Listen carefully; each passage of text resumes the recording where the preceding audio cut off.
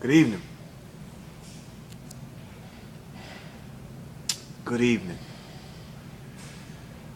It's come to my attention time and time again that a nation is a nation and nations are in subjection to God. And I have a direct connection and conversation with the Most High God. We speak earnestly and we communicate regularly. And in all actuality, as a young man, I had once feared the masses, stayed away from communication because I actually recognized what's necessary. It's funny how all the wisdom is in the things that we provide for kids. The movie Spider-Man, the Goblin's talking to Spider-Man and he says, you know, the one thing that people like more than a hero is to see him fall, is to see him fail. Um, I've always heard the saying, everybody wants to go to heaven, but don't nobody want to die. And then I always ask the question, well, if you serve Jesus Christ, he said that um, some of y'all they gonna kill him, some of y'all they gonna put in jail. And then, so what do you expect if you're really a Christian? Do you expect to live comfortably? Do you expect these things? Do you expect to be luxurious? It's fairly difficult to call yourself a Christian and to say that you're after Christ and you're not yielding the fruit that even Christ said you should produce. Very, very difficult.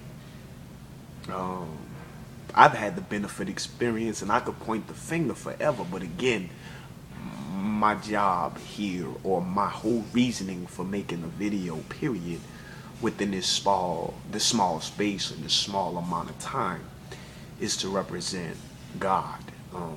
And if you really, really know him, then you begin to speak about him. And so before I go any further, I just want to say this. This thing is very, very important. And that is, you should lead daily. Daily you should lead, because when you leave your house, someone is watching you, someone is seeing you, and it is in your best interest to be responsible. But also, be careful of what you teach as you lead, because people will pick up that which you speak on, that which you teach, that which you communicate in any kind of form. So, with all that said and all of this, I just want to make sure we understand that when a person, or the best or most beneficial thing for a person to teach or lead another in is love. I strongly suggest those who love God, where God says he is love, that they would give a description of what love is. Those who are preachers, those who are teachers, those who actually know God should have love as the agenda of their teaching. Also, to give characteristics of love is to say that you know God in a way that you can pass that on, pass God's abundance and omnipotent presence, or in the secular world they use a word called ubiquitous, which means everywhere at the same time, or his superlative of the highest degree and of the highest order.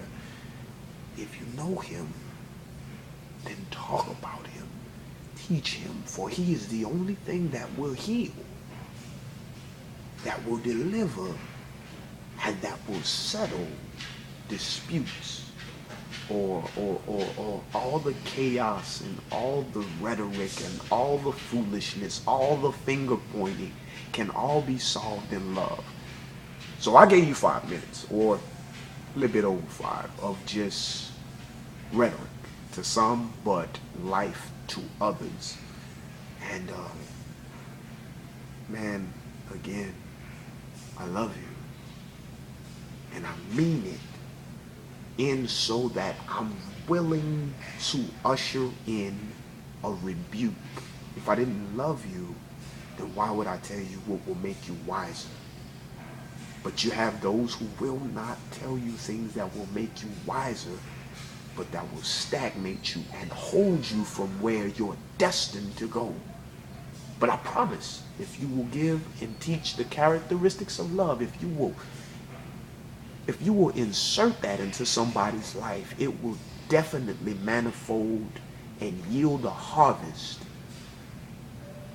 of the truest and most perfect and most beautiful and most holy and most pure of all fruit of all time. I pray in the name of Jesus, in the name of Yeshua, that you are blessed and you are held and you are kept. And when your darkest hour is upon you, there is a light that shines so that you may grasp it and find your way to what is real, rather than what is mundane and fake and continually destroying us as a people. Somebody get this thing. And if you feel like I said anything that was beneficial in any way, everything I'm saying, I say it anywhere I am, because love's the guide, love's the point, love's the purpose. My father asked me, he said, describe life in 10 words, the Bible and everything. And I said, or he said to me, no matter what the question is, love is the answer. Take it easy, y'all. Much love.